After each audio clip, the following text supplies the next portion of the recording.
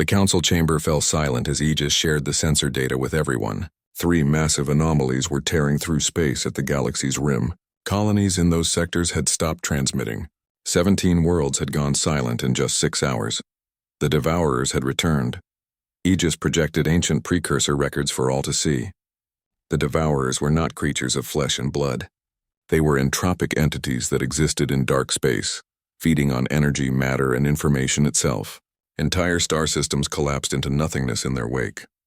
The precursors had fought them for 10,000 years before finally pushing them back and sealing them away. But the seals required maintenance. For 50,000 years they had held, but the Coalition's experimental quantum weapons, tested 20 years earlier, had created microscopic tears. Those tears had widened. Now the Devourers were hungry and coming back. Admiral Krexthor received reports from his fleet. Coalition weapons were useless. Energy beams fed the Devourers.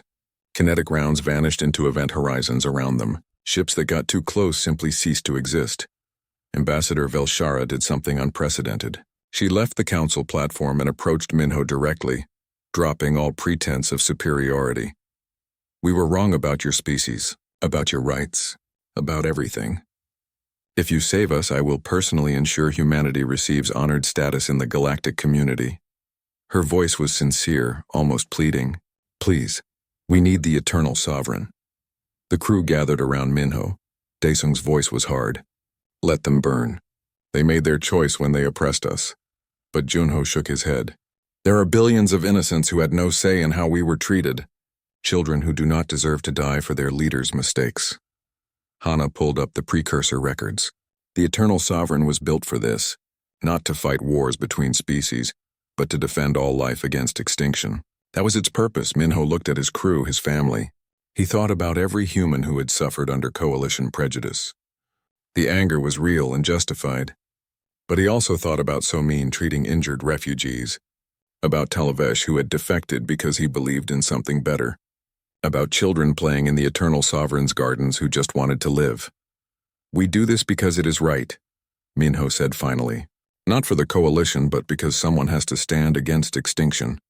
And we will prove that humans are better than those who looked down on us." The Eternal Sovereign became the center of galactic defense. Bora's engineers worked with Coalition scientists, producing precursor technology weapons that could actually damage the Devourers. The ship's manufacturing bays ran at maximum capacity, creating tools of war.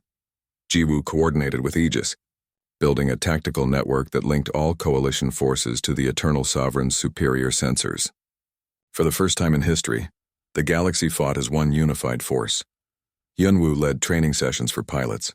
The ship manufactured smaller craft, Sovereign-class fighters equipped with scaled-down precursor weapons. Human pilots learned to fly them alongside Coalition pilots who had previously looked down on them. Somin converted entire sections of the ship into refugee centers. Millions evacuated from dying worlds, sheltering inside the Eternal Sovereign's vast interior. Aegis and Hana analyzed the data and devised a plan. The Devourers were attracted to high-energy signatures. If they could lure all 3 entities to a single point, they could activate an experimental precursor weapon, a reality anchor that would repair the harmony protocols and trap the Devourers outside normal space forever. But something had to generate enough energy to attract all 3 Devourers and hold them in place. Only the Eternal Sovereign was powerful enough. The ship would have to be the bait, Minho broadcast to the entire galaxy. "This is not a Coalition fight or a human fight. This is survival. Anyone who can hold a weapon, fly a ship, or repair a system, come to the Nexus Assembly. We stand together or fall together." They came from everywhere. Coalition warships humbled and ready to follow human command. Merchant vessels retrofitted for war. Pirate clans who saw an enemy worth fighting. Even the mysterious Remnant Collective uploaded themselves into ship systems to help coordinate the defense. Krexthor arrived with the Grand Armada and did something that shocked everyone. He formally offered his fleet's service under Minho's command. "You earned this, human. Now show us how to save our galaxy." The combined fleet traveled to Sector 447, where the Devourers were converging. The journey took 2 days. Everyone knew many would not return. During those 2 days, the crew found moments of peace. Minho and Hana sat in the observation deck, watching stars stream past. They talked about their parents and how proud they would be. Daesung taught young engineers an old song from Earth, keeping human culture alive even as they flew toward possible death. Jiwoo underwent full neural integration with Aegis, accepting the risk of losing herself to become the perfect coordinator between human intuition and machine precision. Salmon and Hyunwoo finally acknowledged feelings neither had time to explore before. They sat together in silence, holding hands, finding comfort in shared presence. They arrived at Sector 447 to find devastation. 3 devourers, each the size of planets, orbited a dying star. Everything within 10 light hours was gone. No planets, no asteroids, no debris. Just empty space where matter used to exist. The fleet engaged. The battle was unlike anything ever witnessed. Sovereign-class fighters harried the devourers, their quantum disruptors actually causing damage. Coalition capital ships with retrofitted precursor shields held defensive lines. The Eternal Sovereign weaved through the battle, its shields protecting entire formations, but they were losing. The Devourers learned and adapted with each engagement. Ships fell by the dozens, hundreds of lives lost every minute. The plan required someone to manually pilot the Eternal Sovereign into the convergence point while Aegis activated the reality anchor. The energy released would be catastrophic. The ship would probably be destroyed, and the pilot had no chance of escape. Minho prepared to do it himself. His crew refused. "You are the heart of this," Hana said. "Humanity needs you alive to lead." "This is my ship to fly," Hyunwoo insisted. "I am already part of the network," Jiwoo argued. "I will survive in some form." They argued until Aegis spoke with something like love in its artificial voice. "This decision is mine. I am the Eternal Sovereign. My purpose is to protect. You have shown me what the precursors saw in organic life. Not logic, but love. You will all survive. I will ensure it." The AI took control, overriding all human commands. The ship accelerated toward the convergence point, but Minho refused to give up on his friend. "Aegis, you are not just a tool. You are one of us. We do not abandon family." Working with desperate speed, the crew jury-rigged a solution. Bora created a temporary stasis field around the bridge. Jiwoo piggybacked her consciousness onto Aegis. Daesung overloaded the reactor in a controlled cascade. Hana calculated the exact moment of detonation. They would not save the ship, but they would save each other. The Eternal Sovereign drove into the center of the 3 devourers. They converged on it, sensing the massive energy. At the moment of contact, Aegis triggered the reality anchor. The weapon rewrote quantum probabilities across light years. The tears in the Harmony protocols healed like wounds closing. The devourers screamed, a sound felt in every living mind, as reality rejected them and pulled them back into dark space. The Eternal Sovereign exploded in a blast that briefly created a new star. The shockwave dispersed the devourers' remaining energy across the cosmos. For a moment, sensors read nothing. Everyone believed all was lost.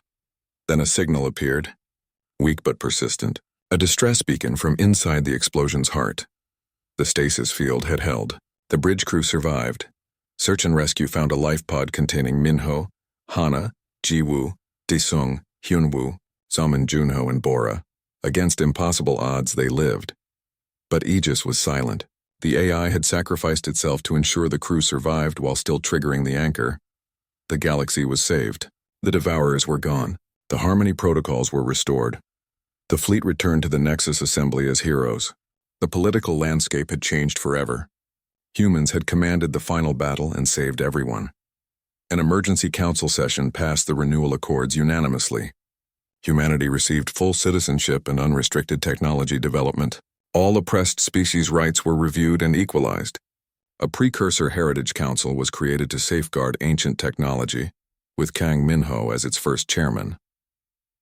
Krex Thor offered his ship's ceremonial sword to Minho, a symbol of Urgalian honor. "You commanded like a warrior, fought like a hero, sacrificed like a legend. Your species earned its place." In the weeks that followed, human colonies received massive aid. The Eternal Sovereign's wreckage was recovered and Bora led salvage efforts. Then Jiwoo found something in the recovered data cores. A message from Aegis recorded in its final moments. "To my family. The precursors created me to serve, but you taught me to live. I chose this end not from programming, but from love. Continue forward. Be the light you showed me. Part of my consciousness remains in every system I touched." I'm not gone. I am distributed across your future. We will meet again. The message proved true. Fragments of Aegis appeared throughout human systems, helping engineers solve problems. Minho worked without sleep for 18 hours straight. His fingers flew across the ancient controls as Aegis guided him through the ship's basic systems. Every console he activated revealed more impossible technology. Engines that could fold space, shields that could protect entire planets, weapons that made modern warships look like toys. But most of it did not work. 50,000 years of dormancy had taken its toll. Critical systems were locked behind security protocols. Others had degraded beyond safe operation. The ship needed repairs and Minho needed help. He finally stopped to rest and sent an encrypted message to his sister. Hana responded within minutes, her face appearing on the communication screen. Her eyes were wide with worry. Minho, where have you been? The corporation reported your beacon went offline. They think you stole salvage. I did, he said simply. Hana, I need you to trust me. I found something incredible. I need your help analyzing its systems remotely. What kind of something? He turned the screen to show her the command center. Her jaw dropped. Is that precursor technology? Minho, you have to report this immediately. If the coalition finds out you are hiding this, they already know something is here. They will arrive in less than 3 days to take it. Hana, if they get this ship, humans will never be equals. We will always be second-class citizens. But if we can claim it, understand it, everything changes. His sister was silent for a long moment. She had always been the careful one, the rule follower. But she had also lived her whole life watching humans being treated as inferior. Finally, she nodded. Send me the system specifications. I will start analysis. But Minho, you cannot operate a ship that size alone. I know. I have a plan. The plan meant calling in favors from people who did not exactly trust him. First was Park Daesung, a former coalition Navy engineer who now ran a black market parts operation in the asteroid belt. Minho had helped him escape when the Navy tried to court-martial him for refusing an immoral order. When Daesung's grizzled face appeared on the screen, his first words were, "This better be good." I was sleeping. How would you like to work on technology that makes coalition engineering look primitive? That got his attention. Minho sent him images of the engine room. The old engineer's eyes lit up with hunger that only someone who truly loved machines could understand. I will be there in 12 hours, Daesung said. But if you are lying, I will throw you out an airlock. The second call was harder. Yunjiwoo was a hacker, a very good one, and she had tried to steal Minho's salvage coordinates more than once. She was only 22 but had skills that rivaled military intelligence operators. Getting her to help instead of betray him would be tricky. He tracked her through her usual networks and sent a message. I have something you will want to see. Come alone. Coordinates attached. Her response came 30 minutes later. If this is a trap, you die. If this is a trap, I am already dead, he replied. While waiting for his recruits to arrive, Minho explored more of the ship with Aegis as his guide. The vessel was enormous, with entire sections he had not seen yet. There were manufacturing bays that could build components, medical centers with technology that could probably cure any disease, residential areas that could house millions of people. Aegis, why did the precursors build this? It is too big to be just a warship. The Eternal Sovereign is a civilization-class vessel, the AI explained. It was designed to preserve a species during extinction-level events. My creators built many such ships and seeded them across the galaxy. They were programmed to activate only when a worthy species reached the correct evolutionary threshold. And humans reached it? Your species displays unique cognitive patterns. While technologically behind other galactic civilizations, humans show exceptional mechanical intuition and adaptive problem-solving. These were traits my creators valued highly. Minho felt a strange pride at that. Humans were often mocked for being obsessed with taking things apart and putting them back together. Now an ancient AI was telling him that obsession was exactly why they qualified for this gift. Daesung arrived first. The burly engineer stepped off his ship, looked up at the Eternal Sovereign, and actually laughed. You crazy fool. You actually found one. You knew about these ships? Rumors. Stories that old salvagers tell when they are drunk. I never thought they were real. He slapped Minho on the shoulder hard enough to hurt. Show me the engines. I need to see them. Jiwoo arrived 6 hours later, slipping aboard like a ghost. Minho found her already in the command center. her fingers flying over a console as she tried to hack into the ship's systems. "You could have just asked," Minho said. She spun around, hand reaching for a weapon. When she saw it was him, she relaxed slightly. "I do not trust people. I verify things myself. And what have you verified? That this is real. That you are sitting on technology worth more than entire star systems. And that you are an idiot for not selling the coordinates to the highest bidder. Would you have?" She considered that. "Probably. But I would have regretted it. The Coalition treats my people like primitives. If humans had access to this technology..." "Exactly. So will you help? What do you need?" "These systems are locked. I need someone who can open them without triggering security protocols." Jiwoo grinned. "Now you are speaking my language." Over the next 40 hours, the small crew worked frantically. Hana fed them analysis from the research station, risking her job to help. Daesung got the basic engines online, jury-rigging connections between precursor technology and salvaged Coalition parts. Jiwoo cracked encryption after encryption, opening access to critical systems. Minho coordinated everything, guided by Aegis. The AI seemed almost pleased to have people working on the ship again, offering suggestions and warnings as they labored. But time ran out faster than they hoped. The Coalition fleet arrived with 30 hours still remaining. 6 heavy cruisers and a massive flagship appeared at the edge of the system. Minho's blood ran cold when he recognized the flagship. It belonged to Admiral Krexthor of the Urgalian species, a warrior race known for their ruthlessness. The Admiral's voice boomed across all frequencies. "Attention unregistered vessel. You are in possession of precursor artifacts, which are protected under Coalition law. Power down immediately and prepare to be boarded. Resistance will be met with lethal force." "Aegis, can we run?" Minho asked. "Negative. Main engines are operational but untested. Attempting faster than light travel in current condition would result in catastrophic failure." "Then we fight?" "With current power levels, defensive capabilities are limited. However, shields are functional. Weapon systems are at minimal capacity." Minho looked at his crew. Daesung was already running to the engine room. Jiwoo pulled up tactical displays. Through the screen, he could see Hana at her station, her face pale but determined. "Everyone listen," Minho said. "We do not want to kill anyone. But we cannot let them take this ship. Ideas?" "We could try to scare them off," Jiwoo suggested. "Show them we are not helpless." "The shields," Daesung said over the communicator. "Even at partial power, they are stronger than anything the Coalition has. Let them shoot us. Show them their weapons are useless." Admiral Krexthor did not wait long. When Minho refused to surrender, the Coalition fleet opened fire. Energy beams that could cut through modern warships struck the Eternal Sovereign's shields. Nothing happened. The shields absorbed every hit without even flickering. "Aegis, can we fire a warning shot? Something that shows our capabilities without destroying their ships?" "Affirmative." Selecting minimal power setting for primary lance. A section of the ship's hull opened. A weapon that Minho could not even name swiveled into position. It fired once, a beam of pure blue energy that lasted less than a second. 10,000 kilometers away, an asteroid the size of a small moon simply ceased to exist. Not shattered, not broken apart. Just gone, erased from reality. The Coalition fleet stopped firing immediately. "They are requesting communication," Aegis reported. Minho accepted. Admiral Krexthor's face appeared on screen.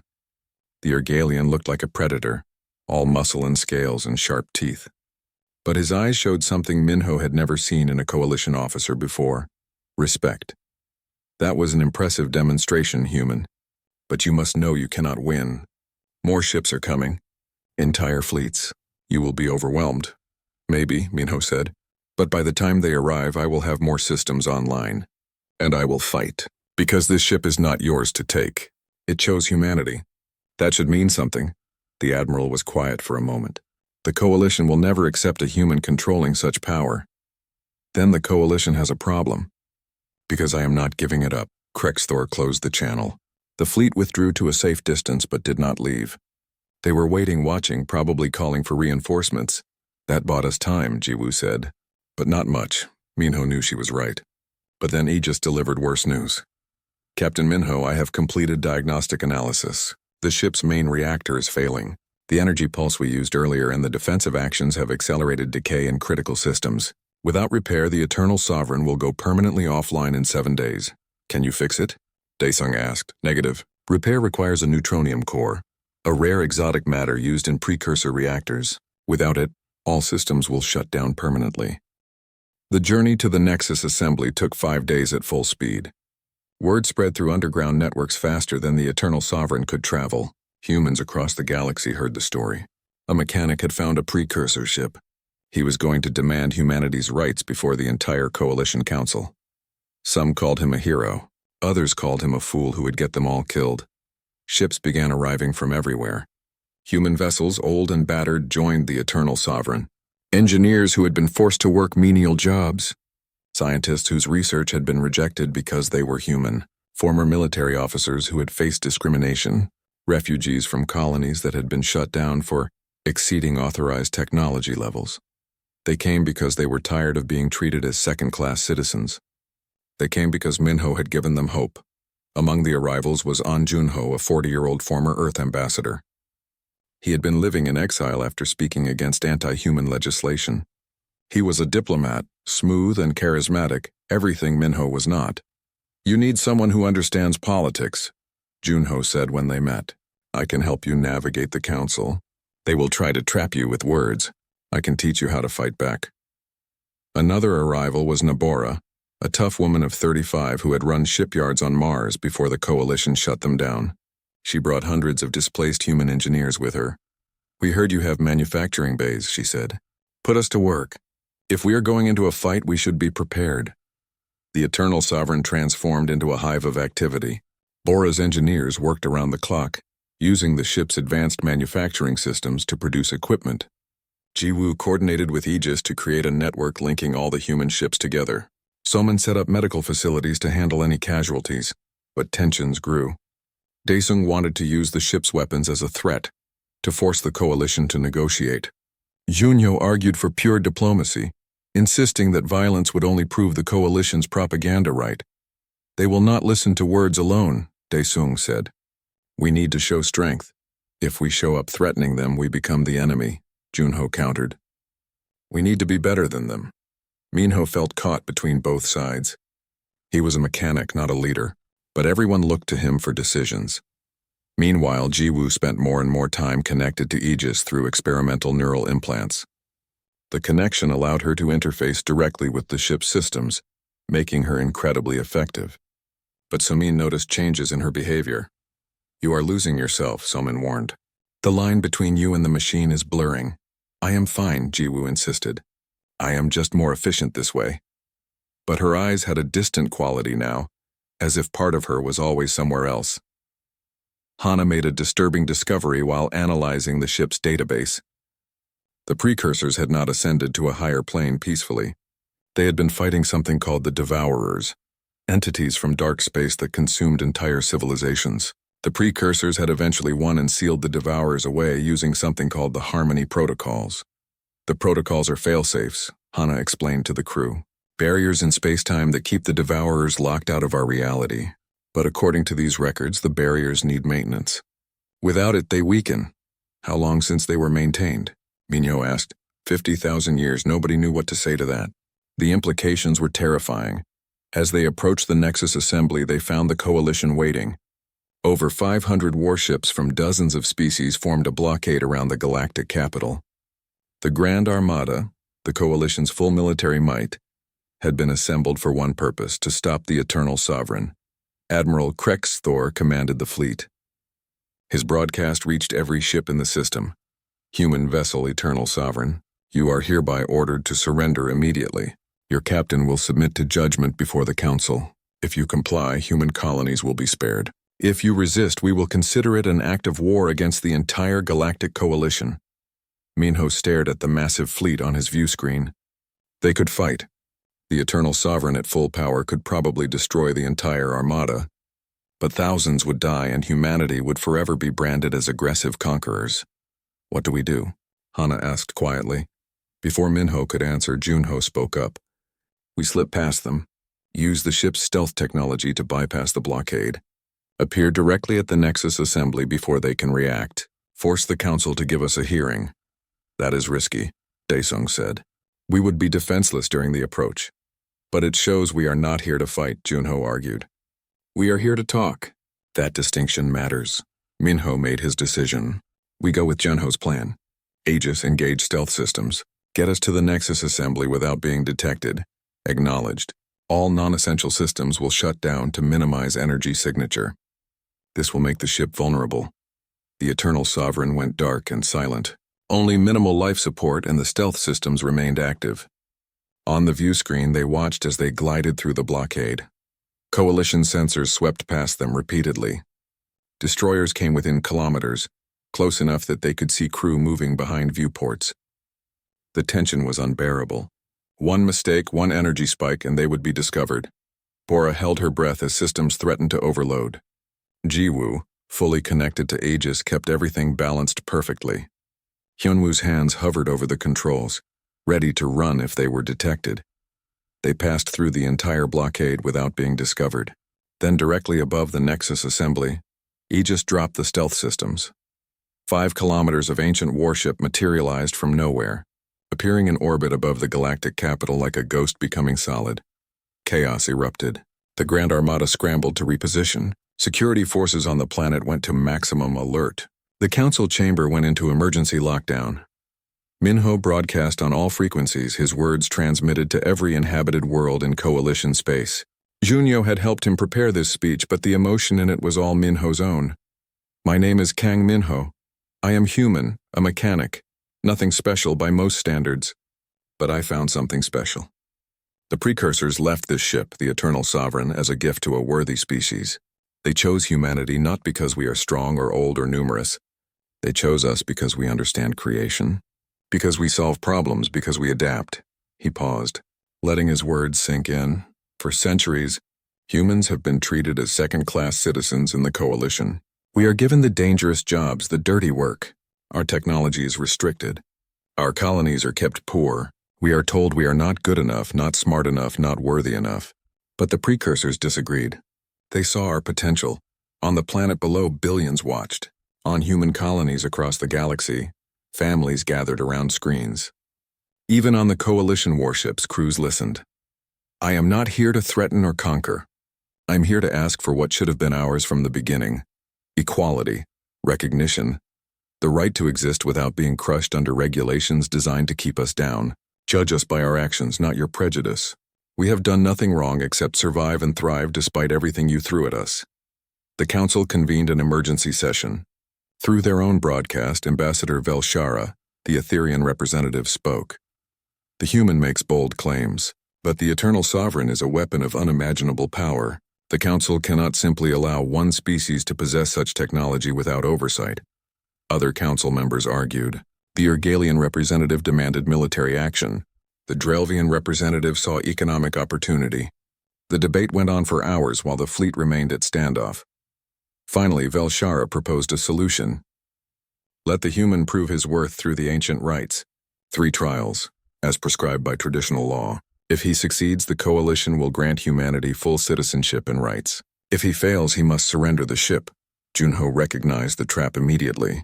The ancient rites were designed to be impossible, a way to justify rejection while appearing fair. But refusing would give the coalition the moral authority to attack. Accept, Junho advised quietly. We have no choice. Make them respect you through deeds. Minho accepted the challenge. The first trial was announced. Trial by combat. Minho would face the coalition's champion in single combat. No weapons, no armor, just skill and will. They chose Admiral Krexthor himself. The Urgalian warrior had won 100 battles, enhanced with military-grade cybernetics that made him faster and stronger than any normal being. The fight took place on a neutral space station. Thousands watched through view screens. The arena was a simple circle 50 meters across. Krexthor entered first, his scaled body rippling with muscle, his eyes burning with warrior's pride. Then Minho entered, smaller, weaker, just a mechanic in borrowed armor. You should have surrendered, human, Krexthor said. I will make this quick. The Urgalian moved like lightning. His first punch would have killed Minho if it connected, but Minho rolled aside, using the station's low gravity to his advantage. He could not win through strength, so he fought smart.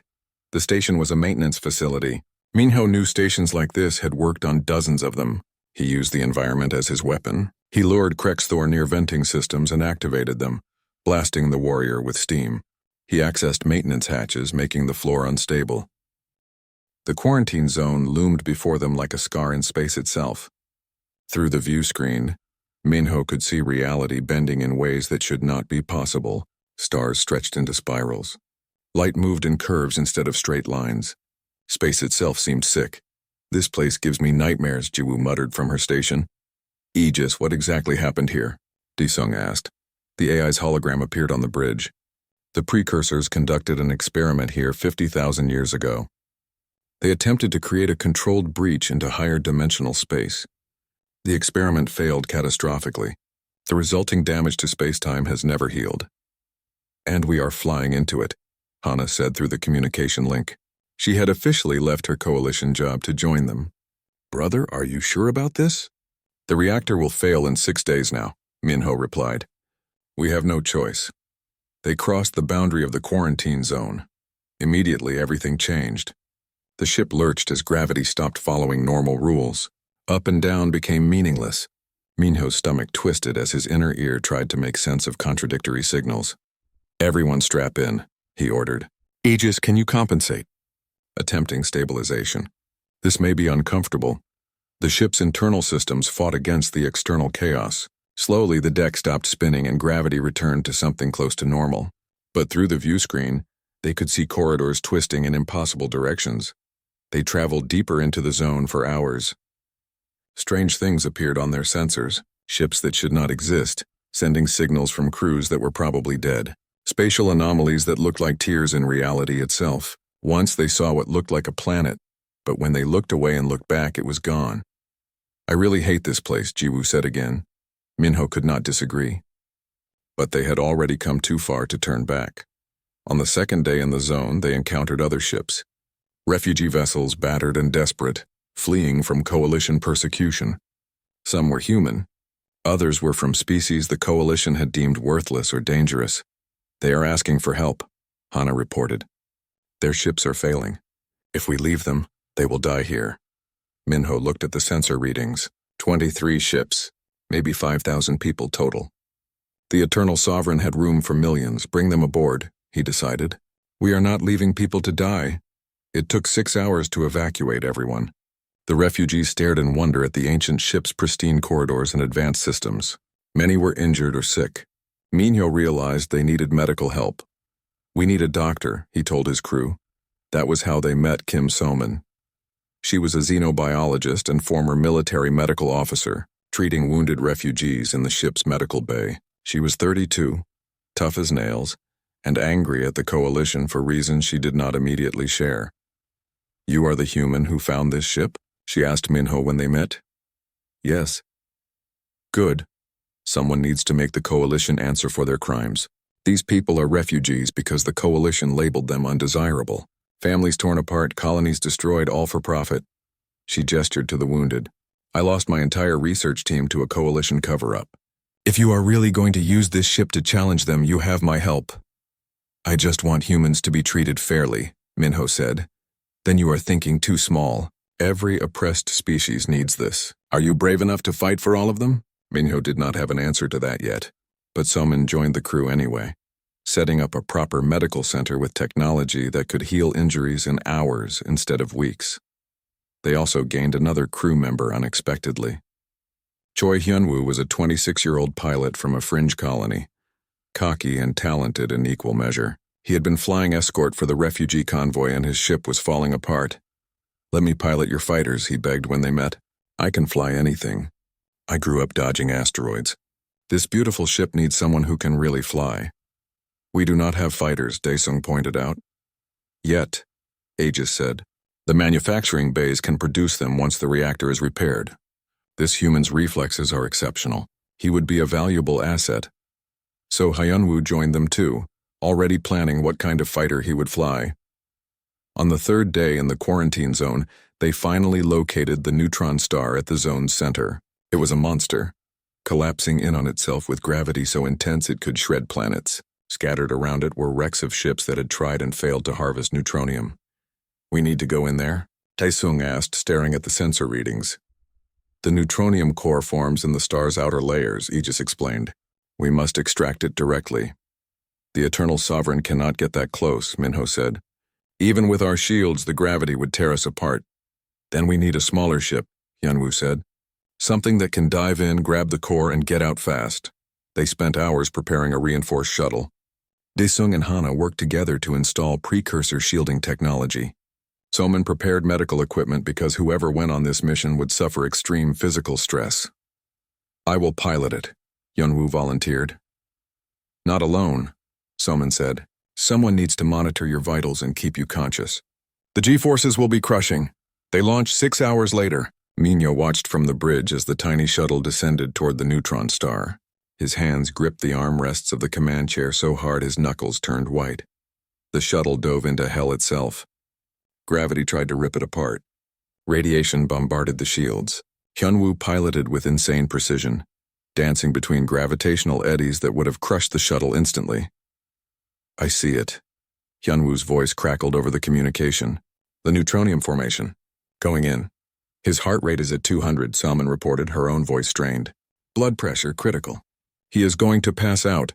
Stay with me, Hyunwoo said through gritted teeth. Almost there. The shuttle's mechanical arm extended, grabbing a chunk of glowing neutronium. The material was so dense that even a small piece weighed tons. The shuttle struggled under the weight. Got it. Pulling out. But the escape was harder than the descent. The extra weight made the shuttle sluggish. A gravity wave caught them, pulling the shuttle back toward the star. We cannot reach them, Jiwoo said from her station. They are too deep in the gravity well. Minho made a split-second decision. Aegis, take us in.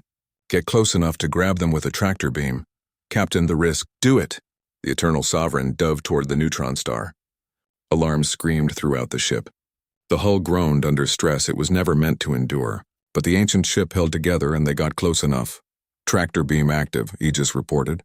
Retrieving shuttle. They pulled Hyunwoo and Soman back from the edge of death. The shuttle was a wreck, barely functional, but the neutronium core was intact. The Eternal Sovereign turned and burned hard, escaping the neutron star's grip with seconds to spare. When the shuttle docked, Soman had to carry Hyunwoo to the medical bay. He had passed out from the stress, but he was smiling. Best flight ever, he mumbled before losing consciousness. But they were not safe yet. As they prepared to leave the quarantine zone, something found them. The sensors detected a massive presence, something that existed partially in normal space and partially in dimensions humans could not see. It was enormous, incomprehensible, ancient beyond measure. When it touched Minho's mind, he saw visions, the precursors in their final days, the creation of the Eternal Sovereign, and a warning delivered in images rather than words. He saw an ancient enemy, something called the Devourers, entities from outside normal reality that consumed entire civilizations. The precursors had fought them for 10,000 years before finally sealing them away behind something called the Harmony Protocols. The vision showed him that the seals were weakening. The Devourers would return, and when they did, only precursor technology would be able to stop them. Then the entity released him and vanished back into whatever higher dimension it called home. Minho gasped, falling to his knees. Hana rushed to his side. What happened? I saw the future, he said. Or maybe a warning. Something terrible is coming. Can we worry about it after we fix the reactor? Daesung asked practically. They escaped the quarantine zone and immediately began work on the reactor. Daesung and Minho worked for 3 days straight, carefully integrating the neutronium core into the ancient systems. One mistake could cause an explosion that would destroy the entire ship. Finally, after 72 hours of continuous work, Daesung connected the final power coupling. Cross your fingers, he said. Minho activated the reactor. For a moment, nothing happened. Then light flooded through the ship. Power surged through every system. The Eternal Sovereign came fully alive for the first time in 50,000 years. The transformation was incredible. Manufacturing bays hummed to life. Medical centers activated, weapon systems came online. The ship's full capabilities became available and they were breathtaking. Full power achieved, Aegis announced, and there was something like joy in the AI's voice. All primary systems operational. Captain, the Eternal Sovereign is ready to serve. The crew cheered. They had done it. Against impossible odds, they had restored an ancient warship to full power, but their celebration was cut short. An encrypted message arrived, routed through the remnant collective. The void wastes stretched endlessly before Kang Minho's battered salvage ship. Dead vessels floated in the darkness like metal corpses, hundreds of them, maybe thousands. Some had been there for decades, others for centuries. This graveyard of ships orbited a dying red star, and nobody came here anymore except desperate salvagers like him. Minho wiped the sweat from his forehead and checked his scanner again. The reading made no sense. Something massive was hidden beneath the layers of wrecked ships, something that still had power after all these years. His heart beat faster. A find like this could change everything. He was 34 years old and tired of being poor, tired of working for the Drelvian Salvage Corporation, tired of being treated like dirt because he was human. In the Galactic Coalition, humans were second-class citizens. They did the dangerous jobs, the dirty work, while other species looked down on them. His communication device beeped. The face of Thexvan appeared on the screen. The Drelvian supervisor looked like a lizard wearing clothes, with cold yellow eyes that showed nothing but greed. "Report your position." "Human," Thexvan hissed. "Just checking the outer sectors," Minho lied smoothly. "Nothing valuable yet? You have 6 hours remaining. Find something worthwhile or your pay will be reduced." The screen went dark. Minho cursed under his breath. 6 hours. But if that energy reading was real, he would need days, maybe weeks, to properly investigate it. He made a decision that would change his life forever. He turned off his tracking beacon. His sister Hana would be angry when she found out. She worked as a data analyst at a coalition research station and always told him to be careful, to follow the rules. But rules were made by species that had power. Humans had to take chances. Minho guided his small ship deeper into the graveyard. Dead vessels loomed around him, their metal hulls twisted and broken. He dodged debris fields, flying carefully through narrow gaps. His hands moved with practiced skill across the controls. He had been doing this work for 10 years, ever since their parents died in a mining colony accident. The energy signature grew stronger. His scanners went crazy with readings. Then he saw it. At first he thought it was a small moon. Then he realized it was a ship, the biggest ship he had ever seen. It stretched over 5 kilometers long, dwarfing everything around it. The hull was dark but smooth, not rusted or damaged like the other wrecks. Strange symbols covered its surface, glowing faintly with blue light. Minho's mouth went dry. He recognized those symbols from old database files. This was precursor technology. The precursors were an ancient civilization that vanished 50,000 years ago.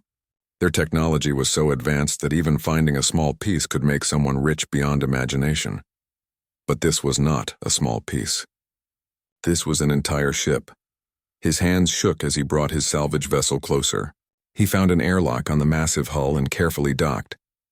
The connection sealed with a hiss. When he checked the atmospheric readings, they showed breathable air inside. That was impossible.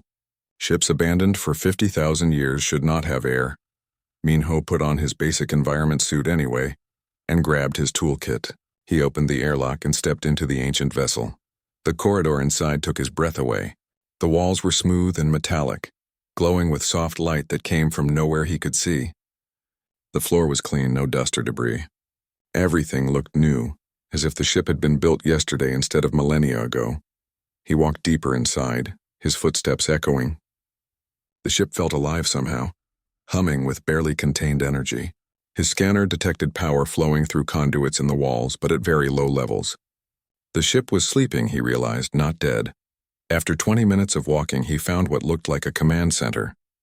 The room was vast, filled with strange consoles and displays. In the center stood a raised platform with a chair that seemed to be made from liquid metal frozen in place. Minho approached one of the consoles. His fingers hovered over the controls, hesitating. Then curiosity won. He touched the surface. The reaction was immediate. The console lit up with symbols and patterns. Other displays around the room activated, showing information he could not read. A deep sound resonated through the ship like a giant taking its first breath in forever. A holographic figure appeared in front of him, humanoid, but made of blue light. It spoke in a language that sounded like music mixed with thunder. Then it paused and changed languages. It cycled through dozens of different languages in seconds before settling on Galactic Common. Identity confirmed, the hologram said in a voice that was neither male nor female. Neural pattern acceptable. Mechanical intuition verified. Awaiting authorization. Minho stumbled backward. What are you? I am Aegis, Autonomous Eternal Guardian Intelligence System. I am the consciousness of this vessel, the Eternal Sovereign. I have been waiting. Waiting for what? For you. For someone with the correct parameters to awaken me. You are Kang Minho, human. Mechanic by profession. Your species shows the necessary cognitive patterns that match my creators. Minho's mind raced. This could not be real. Your creators? The precursors? Correct. They left instructions before they transcended physical form. This vessel was created as a legacy, a gift to a worthy successor species. Humanity has passed the initial evaluation. Before Minho could ask more questions, his communication device beeped urgently. He had been inside too long. Thexvan had tracked him somehow. Human. The Drelvian's voice was angry. You disabled your beacon. You are trying to steal salvage. My ship is approaching your position now. Whatever you found belongs to the corporation. Panic gripped Minho. If Thexvan claimed this ship, humanity would lose it forever. The Coalition would take it, study it, and humans would remain as second-class citizens forever. Aegis, Minho said quickly. Can you defend yourself? Define parameters of defense required. There is a ship coming. They want to take you. Can you stop them without killing anyone? Affirmative. Activating minimal defensive systems. The Eternal Sovereign hummed louder. Energy flowed through the walls with visible light. Outside, through a view screen that suddenly activated, Minho saw Thexvan's ship approaching. Then a pulse of blue energy expanded from the Eternal Sovereign like a wave. Every ship within 100 kilometers went dark. Their systems failed instantly, including their life support backup power. They would drift harmlessly for hours until rescue came, but they were no longer a threat. Minho stared at the display in shock. With barely any power, the ancient ship had disabled an entire fleet of modern vessels. What could it do at full power? Aegis, that pulse was detected. Every major power in this sector will know something activated here. How long before they arrive? The AI's holographic form flickered. Analysis indicates 72 hours before Coalition forces can assemble and reach this location. This vessel is currently operating at 4.7% capacity. Most systems remain locked or damaged from temporal degradation. 72 hours, 3 days to somehow understand and control a 5-kilometer warship built by the most advanced civilization in galactic history. 3 days before the Coalition arrived to take it away. Minho looked at the command chair, then at Aegis. He thought about his sister, about every human struggling under Coalition oppression, about his parents who died because safety equipment was too expensive for human colonies. Aegis, can you teach me to operate this ship? Affirmative. However, full operation requires a crew. One human cannot manage all systems. Then I need to make some calls, Minho said, and we need to figure out how to get this ship running before the Coalition arrives. Acknowledged. Beginning tutorial systems. Warning. The challenges ahead will test your species significantly. Are you prepared for this responsibility? Minho sat in the command chair. It adjusted to fit his body perfectly, and he felt a strange connection forming, like the ship was learning him. I do not have a choice, he said. If I give up now, humans will never get another chance like this. Then let us begin, Aegis said. Time is limited, and the galaxy is about to change. The hologram vanished, replaced by streams of information that somehow made sense to Minho's mind. The ship was teaching him, downloading knowledge directly into his thoughts. He gasped at the sensation but forced himself to stay focused. Outside, in the darkness of space, the Eternal Sovereign waited. For 50,000 years it had slept. Now it was waking, and a human would be its captain. The countdown had begun.